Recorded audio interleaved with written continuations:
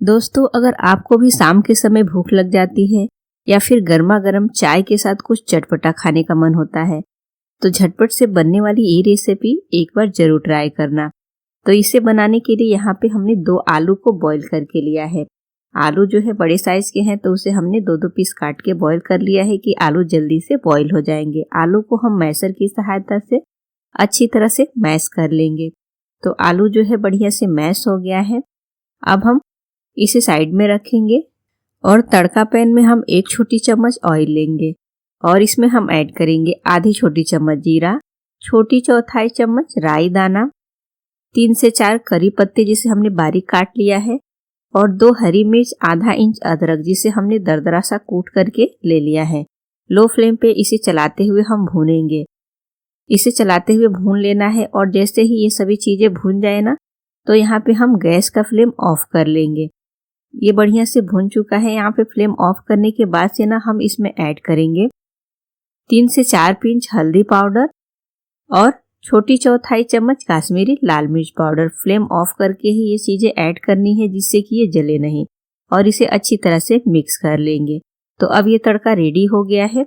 तो इस तड़के को हम आलू में ऐड कर लेंगे। जो आलू हमने मैश करके रखा हुआ था उसमें हमें ऐड कर लेना है।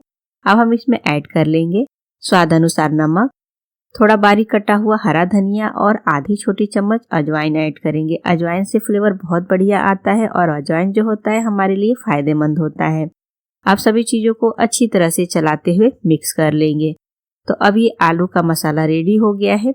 अब हम एक बाउल लेंगे और इसमें हम ऐड करेंगे आधा कप बेसन और साथ में ही नाश्ता कुरकुरा बने उसके लिए हम 2 बड़े चम्मच चावल का आटा ऐड कर लेंगे और इसमें हम ऐड करेंगे छोटी चौथाई चम्मच नमक, आधी छोटी चम्मच काश्मीरी लाल मिर्च पाउडर, छोटी चौथाई चम्मच हल्दी पाउडर। इसमें हम पानी ऐड करेंगे और इसे अच्छी तरह से मिक्स करेंगे। ज़्यादा पानी नहीं ऐड करना है, थोड़ा थोड़ा सा ऐड करना है और बढ़िया से मिक्स करना है। इसका जो है हमें गाढ़ा घोल बनाकर तैयार करना है और इसमें बिल्कुल भी लम्स भी नहीं रहने देना है।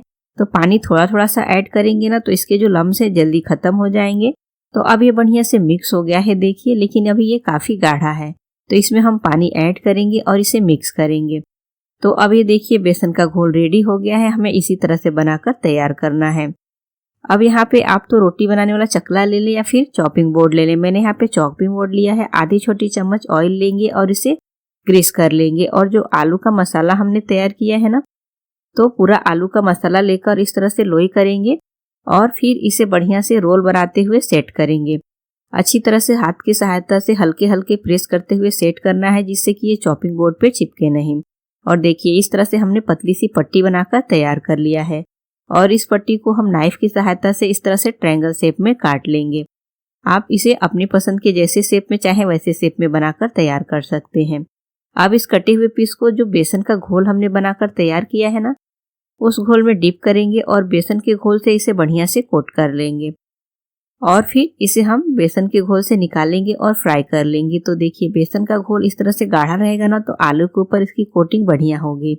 ऑयल को अच्छे से गर्म कर लेंगे, गैस का फ्लेम मीडियम कर लेंगे और सभी कटे हुए पीसेस को बेसन के घोल में डिप करके ऑयल में ऐड कर लेंगे और फिर इसे हम इस तरह से ऊपर से थोड़ा सा ऑयल डालेंगे। इससे क्या होगा ना कि जब हम इसे दूसरे साइड पलटेंगे ना तो फिर ये पैन में चिपकेगा नहीं। तो छन्नी की सहायता से इस तरह से थोड़ा थोड़ा सा ऑयल ऊपर की तरफ डालेंगे तो ऊपर से भी ये फ्राई हो जाएगा और फिर इसे हम दोनों साइड से पलटते हुए बढ़िया से फ्राई कर लेंगे। जैसे हम ब्रेड पकौड़ा या पकौड़े फ्राई करते हैं बिल्कुल उसी तरह से हमें फ्राई करना है। इसे फ्राई होने में बहुत ज़्यादा समय नहीं लगेगा। तो यहाँ पे इसे देखिए हमने दोनों साइड से पलटते हुए बिल्कुल बढ़िया से फ्राई कर लिया है। अब ये बिल्कुल अच्छे से फ्राई हो गया है। तो अब हम इसे निकाल लेंगे और इसे निकाल कर हम टिश्यू पेपर पे रखेंगे कि इसका जो एक्स्ट्रा ऑयल है ना वो टिश्यू पेपर अब्जॉर्ब कर लेगा। 2 मिनट तक हम इसे निकाल कर टिश्यू पेपर पे रखेंगे। 2 मिनट के बाद से हम इसे सर्विंग प्लेट में ट्रांसफर कर लेंगे। तो मैं इसे हरे धनिए की चटनी के साथ सर्व कर रही हूँ। आप चाहें तो इसे सॉस के साथ फिर या हरी मिर्च फ्राई करके भी उसके साथ भी खा सकते हैं। तो दोस्तों ये नाश्ते की रेसिपी जरूर ट्राई करिए और रेसिपी अच्छी लगे तो हमें कमेंट करके जरूर बताइए।